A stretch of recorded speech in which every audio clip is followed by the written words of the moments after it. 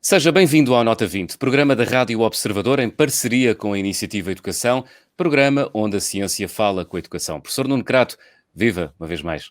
Ora viva, com todo o gosto. Professor, o programa de hoje vai ser tudo menos um longo bocejo, apesar de irmos falar de sono. Já vamos anunciar a nossa convidada. Primeiro, a pergunta que colocámos na rede social Twitter. A qualidade de sono dos adolescentes deve ser uma preocupação da escola? E a maioria, 78%, respondeu sim. Professor Nuno Crato, o sono deve ser mesmo uma preocupação da escola? Deve ser uma preocupação da escola, dos pais, dos adolescentes, de todos, porque por várias razões. Nós no último programa abordámos uma delas, que é o facto de o sono ajudar a consolidar os conhecimentos, que é algo que é surpreendente, mas que é verdade, que tem sido mostrado repetidamente por uma série de investigações científicas sobre o tema. E hoje vamos falar de um outro tema, que é o problema especial nos adolescentes, porque o relógio biológico dos adolescentes é um bocadinho diferente e é uma altura em que o sono lhes é mais difícil e por isso todos nós devemos estar preocupados com isso. Muito bem. A nossa convidada é psicóloga do sono, desenvolveu projetos relacionados com a educação do sono, é também professora convidada em várias instituições do ensino superior na área da psicologia do sono. Teresa Rebelo Pinto, muito obrigado por estar no Nota 20 desta semana. Obrigada eu. Gosto de falar do sono dos adolescentes sempre. Teresa, já vamos focar a nossa conversa especificamente nos adolescentes. Os jovens portugueses dormem o suficiente? As crianças em geral? Nem sempre. Eu penso que estamos melhor, mas há aqui um longo caminho para percorrer. Os estudos portugueses indicam consistentemente que os jovens portugueses, tanto crianças como adolescentes, nem sempre dormem o suficiente. E os números podem ser bastante assustadores. Que há uns anos atrás tínhamos cerca de 60% dos jovens a dormir, a ter uma duração de sono insuficiente, sobretudo nos dias da semana. Hoje em dia penso que estamos a melhorar, mas ainda não chegamos lá. Qual é o nível ótimo? Quanto é que deve dormir uma criança? Nós temos sempre que considerar algumas diferenças individuais, com certeza, mas os adolescentes devem dormir entre 8 a 10 horas por noite. Isto é, precisam dormir um pouco mais que os adultos. As crianças mais novas precisam dormir mais, porque têm mais para crescer, não é? Mas os jovens precisam dormir seguramente qualquer coisa entre as 8 e as 10 horas. Portanto, mais do que as tradicionais e convencionais propaladas 8 horas. Exatamente, que é um mito. Não é só para os adolescentes. Os adultos também nem sempre precisam de 8 horas de sono. Os adultos, a duração ótima de sono para os adultos situa-se entre as 7 e as 9 horas. E para os adolescentes, entre as 8 e as 10. Para as crianças mais novas, mais. Porquê é que os adolescentes... Mais por vezes, não é? Muito mais para as crianças mais jovens, por vezes, não é? Sim, nós usamos aquele marco fácil de decorar, que é crianças de 10 anos, cerca de 10 horas de sono diárias. E, portanto, os recém-nascidos precisam de entre 14 a 16, às vezes 17, 18 horas de sono por dia. É um sono muito diferente, não é? Que é durante o dia e durante a noite. E depois vão aprendendo a consolidar o sono na noite e dormem 1 ou 2 cestas durante o dia. E ali entre os 3 e os 5 anos as crianças perdem a necessidade de dormir a cesta porque já conseguem dormir tudo seguido durante a noite e dormem cerca de 12 horas, 11, 10, depende muito. Teresa, porquê é que os adolescentes precisam de dormir mais? Ora bem, os adolescentes têm desafios muito específicos durante o dia. Nós precisamos de um certo número de horas de sono para garantir que durante o dia conseguimos responder a todas as necessidades que o nosso cérebro e o nosso corpo têm durante o dia. Portanto, tudo o que sejam atividades cognitivas, atenção, memória, concentração, capacidade de raciocinar, tomar decisões, a capacidade de nos relacionarmos uns com os outros, de gerirmos frustração, por exemplo, tudo isso está ligado à qualidade do sono. E, portanto, quando os adolescentes dormem pouco, não conseguem aprender tão bem, por exemplo, portanto, o sucesso escolar fica comprometido, não conseguem gerir tão bem as emoções, portanto, têm mais tendência para irritabilidade ou para dificuldades relacionais, têm mais comportamentos de risco, isto é particularmente relevante no período da adolescência, portanto, há aqui uma fase muito específica em que, se eu dormir pouco, tenho tendência para tomar decisões mais impulsivas e mais arriscadas, e, portanto, de facto, nós temos estudos que comprovam isso também cá em Portugal. Era isso que ia perguntar. Ia perguntar se essas conclusões são baseadas em estudos científicos.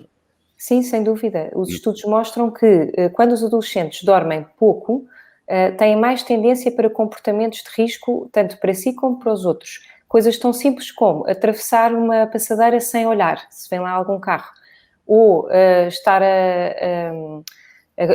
aqueles que já conduzem, não é? Por exemplo, estar a utilizar o telemóvel enquanto conduzem. Portanto, toda essa propensão para comportamentos de risco aumenta quando eles dormem pouco. Tomam decisões piores, no fundo. Não é? Há uma tendência, portanto, natural para o disparate, não é? E também para a aprendizagem, não é? Portanto, Isso. esses jovens vão ter mais dificuldade em concentrar-se nas aulas, é normal que isso aconteça, não é? E vão ter mais dificuldade depois em assimilar os conhecimentos e em desenvolver as capacidades que devem desenvolver na escola. Sim, isso é muito importante. É muito importante e está bem provado. Isto é, os alunos que dormem melhor são sempre aqueles que têm melhores notas. Isto está bastante bem documentado na literatura científica. Há uma correlação grande, certo? Há uma correlação grande. É fácil de perceber, em primeiro lugar, porque quando se dorme pouco durante a noite, passa-se o dia a dormitar. E, portanto, logo aí, se eu não estou bem desperto durante o dia, não tenho tanta capacidade de absorver todos os estímulos que preciso para ter uma boa aprendizagem. Por outro lado, durante o sono, e existem diferentes fases do sono com funções específicas, e algumas dessas fases têm funções muito importantes para a retenção da informação. Isto é, durante o dia eu preciso de estar bem desperto para captar bem tudo o que são estímulos que eu absorvo acordado, e durante a noite o meu cérebro vai reorganizar esses estímulos, vai arrumá-los e vai decidir quais é que são aqueles que vão ser esquecidos e quais é que são aqueles que vão passar para a nossa memória a curto e a longo prazo. E, portanto, quando uma pessoa dorme mal, tem logo queixas de memória, por exemplo. Nós sabemos que quem tem problemas de sono quase sempre tem uma queixa de memória, independentemente da dificuldade de sono que essa pessoa possa ter. E isso também nos diz como o sono é tão importante para a memória, para além de ser importante para a aprendizagem. Os estudos mostram muito facilmente como é que a aprendizagem se relaciona com o sono. Por exemplo, se nós hoje aprendermos a tocar uma música no piano, e isso com a mão direita, a zona do cérebro correspondente à utilização da mão direita vai ficar mais ativa durante essa noite. Isto é, tudo aquilo que eu aprendi durante o dia, à noite o meu cérebro vai reforçar essa aprendizagem e vai fazer com que ela fique gravada, por assim dizer. Portanto, não serve eu, enquanto estou a dormir, por exemplo, colocar uns auriculares e ouvir aulas. Nem serve fazer diretas antes de um teste, por exemplo, para tentar estudar mais um bocadinho, para garantir que sei mais matéria quando chegar a hora do teste. Isso não serve. O que serve, o que funciona mesmo bem, é eu estar bem acordado durante o dia para conseguir ouvir tudo com atenção, ouvir, ver, sentir, o que quer que seja que envolve esta aprendizagem, e depois à noite dormir bem e dormir o suficiente para garantir que passe todas essas fases do sono, sono não REM, sono REM, para que de manhã eu consiga despertar e o meu cérebro fez tudo aquilo que precisava de fazer para a aprendizagem ficar efetiva. Não é? Teresa, já é conhecido muita gente, mas talvez valha-se a pena explicar o que é o sono REM e o sono não REM. Para as pessoas que não o conhecem. Sim, existem alguns infogramas muito bem explícitos que ajudam a perceber que o sono é como se fosse uma espécie de sobe e desce de escadinhas, não é? O sono REM e o sono não REM são fases diferentes do sono, significa que eu tenho atividade cerebral muito distinta nestas fases do sono e que elas têm funções diferentes para o organismo. No sono REM, que quer dizer Rapid Eye Movement em inglês, é a altura do sono em que nós temos sonhos mais vívidos, mais reais. E o sono não REM tem diferentes profundidades e eu adormeço normalmente num sono leve e depois vou entrando num sono cada vez mais profundo. E depois tenho um pouco de sono REM, que são os tais sonhos mais emocionantes e mais intensos, e depois tenho às vezes micro-despertares, que se eu dormir bem de manhã nem me recordo. Mas isto para dizer que, de facto, nós não dormimos tudo seguido, não é? Nós temos ciclos do sono mais ou menos 90 minutos, de 60 a 90 minutos nos adultos. Os jovens já têm esta arquitetura do sono mais parecida com os adultos, os adolescentes, e por isso, ao longo da noite, nós podemos fazer 4 a 5 ciclos do sono, que significa que em cada um desses ciclos eu passei pelas diferentes fases do sono não REM, que é o sono não REM 1, 2 e 3, cada vez mais profundo. O sono N3 é o sono profundo. E depois temos bocadinhos de sono REM, que são os sonhos, mesmo que nós não nos lembremos deles de manhã. Porque também há esta preocupação, que é, eu nunca me lembro de sonhar. Pois, mas em princípio, se tudo correu bem, sonhou qualquer coisa durante a noite. Ah, isso é muito engraçado. O professor Nuno Crato já falou há pouco do relógio biológico nos adolescentes, que sofre uma alteração. Que alteração é essa, Teresa? O que é que acontece no corpo dos adolescentes que os leva a querer dormir mais? E que às Mais vezes tarde, também e a querer dormir mais mais tarde. tarde. A querer não adormecer, não é? Julgo eu que é isto. Primeiro não querem adormecer e depois, quando estão a dormir, não querem acordar. É Será como isto? o banho das crianças, não querem entrar e depois não querem sair. É um Sair. bocadinho, é um bocadinho, é um bocadinho. O que acontece, de facto, é que existe, com o início da puberdade, uma alteração fisiológica muito grande nos jovens. E essa alteração, às vezes, acontece mais cedo nas raparigas, precisamente por acompanhar essa transição pubertária. E, portanto, o que nós vemos é que o nosso relógio biológico, isto é, o nosso relógio interno, aquilo que vai dizer ao nosso organismo que está na hora de ir dormir, que vai acompanhando o ciclo claro-escuro e, portanto, o dia e a noite, nos adolescentes fica um pouco atrasado. Isto é, o meu organismo começa a produzir a famosa melatonina, que já ouvimos falar muito hoje em dia, e que é uma hormona que nós produzimos no escuro, isto é, quando nós estamos expostos à luz, não produzimos melatonina, é uma hormona muito fotossensível, nós produzimos essa hormona cerca de 2 horas antes de começarmos a ter sono para dormir. E nos adolescentes o que nós vemos é que eles começam a atrasar a produção dessa hormona, isto é, biologicamente estão programados para terem sono mais tarde. E por isso é que eles gostam de se deitar mais tarde. No entanto, as aulas começam cedo, não é? E por isso o que nós assistimos é um fenómeno em que, sempre que possível, os adolescentes deitam-se mais tarde, porque efetivamente não têm sono mais cedo, não têm sono à hora que seria desejável irem para a cama, mas depois de manhã têm que acordar cedo. Isso significa que vão dormindo pouco durante a semana, muitas vezes ao fim de semana gostam de esticar e tentar compensar. Eu explico aos jovens muitas vezes que isto é pouco eficaz, porque nós também não podemos fazer o mesmo com a alimentação, isto é, precisamos de comer o suficiente todos os dias, não é só alguns dias da semana, e porque o corpo não tem fim de semana, portanto o corpo de facto precisa de dormir o suficiente todos os dias, não é? Portanto, dormir pouco durante a semana e compensar durante o fim de semana, não vale. Não é boa ideia, não Não é vale, boa ideia. não vale. Devemos dar uma margem de 1, 2 horas no máximo de diferença, sempre que existem mais de 2 horas de diferença, tanto em relação à duração do sono, como em relação ao horário que os jovens escolhem para dormir e acordar, não é benéfico para o corpo. É muito engraçado referir essa razão biológica que está por detrás dessa necessidade que os jovens têm, porque deste novo hábito dos adolescentes resulta muita tensão e muito conflito até com os pais, não é? Mas também há razões sociais para os jovens quererem e gostarem de ir para a cama cada vez mais tarde. E aqui aparece logo à cabeça a televisão e o telemóvel, não é? São dois péssimos hábitos noturnos para os adolescentes, ou não, Teresa? Vamos pensar assim, é importante que os jovens socializem, é importante que utilizem as tecnologias. O que é importante também é termos regras. E isto eu penso que é válido para os jovens, mas também para os adultos. E talvez os jovens aqui tenham um papel fundamental de dar algum exemplo às famílias. E, portanto, o que nós sabemos é que quando os pais controlam mais a hora de deitar, por exemplo, sobretudo a hora de deitar, não é? Quando há uma supervisão parental, mesmo pela adolescência dentro, a qualidade do sono é melhor. Portanto, é fundamental nós termos regras antes de ir para a cama. Essas regras devem incluir um horário regular, devem incluir um horário que permita que os jovens, de facto, durmam as tais 8 a 10 horas por noite, devem incluir uma rotina de final do dia favorável ao sono, isto é, em que eu vá progressivamente desligando dos equipamentos eletrónicos, que têm bastante luz, e como disse há pouco, isso vai interferir com a tal produção de melatonina que vai avisar o corpo que já é hora de ir dormir, e também porque a exposição aos equipamentos eletrónicos traz também bastante estimulação cognitiva e emocional.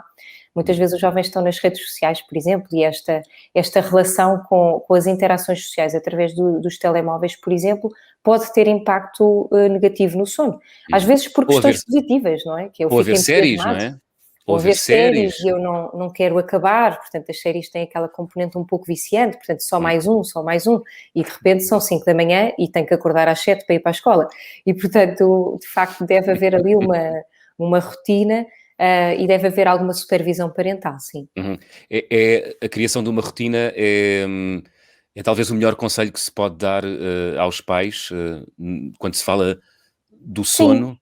Um deles, eu diria que o outro é facilitar uma boa relação com o sono. isto é, ajudar a que os jovens percebam o que é que acontece durante o sono, porque eu penso que quando compreendemos a importância do sono é mais fácil de adquirirmos bons hábitos, e também que sejam exemplo, claro, e que não utilizem o sono como aquele castigo que nós às vezes ouvimos, até mais nas crianças, que é, olha, se não te portas bem, vais para a cama mais cedo. E, portanto, às vezes, sem querer, associamos a cama ao sono e, portanto, o que os pais podem fazer é ajudar a criar boas associações ao sono, ao quarto, à cama, e tornar os quartos mais amigos, entre aspas, do sono. Isto Como é, assim? que não sejam quartos cheios de estímulos, cheios de televisões e de equipamentos escondidos às vezes debaixo da almofada, e cheios de luzes, portanto, todas as coisas que podem interferir com o sono, às vezes são coisas mais simples, como, por exemplo, os animais domésticos que às vezes interrompem o sono, ou alguns ruídos. É preciso verificar se às vezes a partilha de quartos entre irmãos pode às vezes ser disruptiva do sono, depende muito das crianças e dos jovens, e portanto, Claro. cada caso é um caso. Mas eu diria que há assim uma lista simples, de uma espécie de checklist que eu posso utilizar quando existe alguma queixa de sono, ou mesmo para prevenir essas queixas, que se relaciona com isto. Ter uma rotina de fim de noite, ter uma duração do sono adequada, ter horários regulares, ajudar a que os jovens tenham autonomia face ao seu sono, isto é, que sejam capazes de desligar, como estávamos há pouco a referir, não é? E que tenham um ambiente favorável e que gostem de dormir. A pergunta que colocámos aos nossos ouvintes no Twitter era se o sono dos adolescentes deveria ser uma preocupação da escola. Deve ser, Teresa. E o que é que a escola pode fazer? Muita coisa. As escolas têm um papel muito importante. Nós, no projeto Sono Escolas, verificámos isso, envolvemos professores de todas as áreas científicas, todas as disciplinas, na educação do sono, e de facto o que sentimos foi que é muito fácil transmitir conhecimentos acerca do sono, eles não estão no currículo, é muito divertido pôr os alunos a trabalhar à volta deste tema, os alunos têm muitas dúvidas e muitas curiosidades à volta do sono, e isso estimula um maior envolvimento com o tema e, eventualmente, uma mudança de hábitos para a aquisição de hábitos mais saudáveis. Por outro lado, as escolas podem também identificar precocemente sinais de alarme e encaminhamento para cuidados de saúde. Isto é, quando há alunos que têm manifestamente sonolência diurna, por exemplo, e estão a adormecer em cima das carteiras, as escolas e os professores têm um papel fundamental de comunicar à família e tentar perceber qual é que é a situação e até, por vezes, deixar o aluno dormir na escola. Já vi esta situação em algumas escolas, como uma oportunidade da escola poder contribuir para uma situação familiar em que havia dificuldade, de facto, por causa das viagens, em que este aluno dormisse o suficiente e a escola proporcionava esse espaço para um adolescente, já não estamos a falar de uma criança, não é? Portanto, até nisso a escola pode ser útil.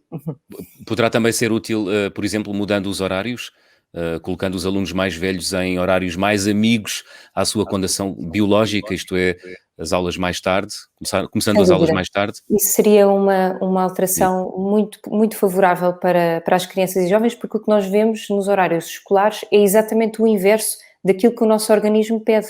Isto é, as crianças mais novas são tipicamente mais matutinas e os adolescentes são tipicamente mais notívagos, por estas razões que já aqui falámos. E nos horários escolares o que nós vemos é que começam cada vez mais cedo as aulas, não é? À medida que a idade avança, começam mais cedo e, portanto, o que seria muito benéfico, sem dúvida, bastava 1 hora. Os estudos mostram que se as aulas começassem 1 hora mais tarde e, por exemplo, se as avaliações nunca fossem na primeira hora da manhã, isso seria muito benéfico para os alunos. Por outro lado, as crianças que têm aulas muito tarde também sofrem. E, de facto, com esta questão da pandemia, nós verificámos que houve muitas escolas a alterarem aqui os horários habituais de funcionamento e que, a meu ver, e do ponto de vista científico, era exatamente o oposto daquilo que se pretende. Isto é, havia muitas crianças mais novas que tinham aulas até às 7 da noite, o que era muito prejudicial para o seu desempenho e para o seu bem-estar em geral, e os adolescentes a terem avaliações e aulas muito cedo. Portanto, deveríamos fazer exatamente o contrário. Muito bem, fica a sugestão. Teresa Rebelo Pinto, muito obrigado por ter vindo ao Nota 20 desta semana. Obrigada, até breve. Professor Nuno Crato, breves notas sobre o sono antes de fecharmos o programa e peço-lhe, como é hábito, que seja rápido. Já estamos aqui a queimar o nosso tempo. O sono é muito importante para os jovens, não só para preparar a aprendizagem, portanto, não só para ter uma vida normal e ter uma vida saudável, como também, e isso é importante, para consolidar a aprendizagem, para consolidar o desenvolvimento dos conceitos que têm e das capacidades que têm em relação à matéria. Portanto, o sono é uma preocupação que deve ser uma preocupação de todos nós. Agora, o que hoje discutimos é também muito interessante, porque, além disso, os jovens adolescentes têm naturalmente mais dificuldade com o sono, o que significa que é necessária uma atenção redobrada ao sono. Há um aspecto que foi aqui falado que eu julgo que é interessante também, porque reforça aquilo que temos vindo a dizer, é que a aprendizagem deve ser espaçada, não deve ser concentrada em estudos notívagos nas vésperas dos testes ou dos exames, mas deve ser feita ao longo do tempo, porque assim é que se consolida e assim é que, de facto, os conceitos são apreendidos e que a nossa mente se desenvolve. Muito bem, o Nota 20 da próxima semana é sobre transição para o ensino superior. Será nosso convidado João Lopes dos Santos, professor da Universidade do Porto. A pergunta que colocamos no Twitter já a seguir é esta: há falta de candidatos no ensino superior em ciências e engenharia? Sim ou não? Professor Nuno Crato, agora sim, até para a semana. Até para a semana.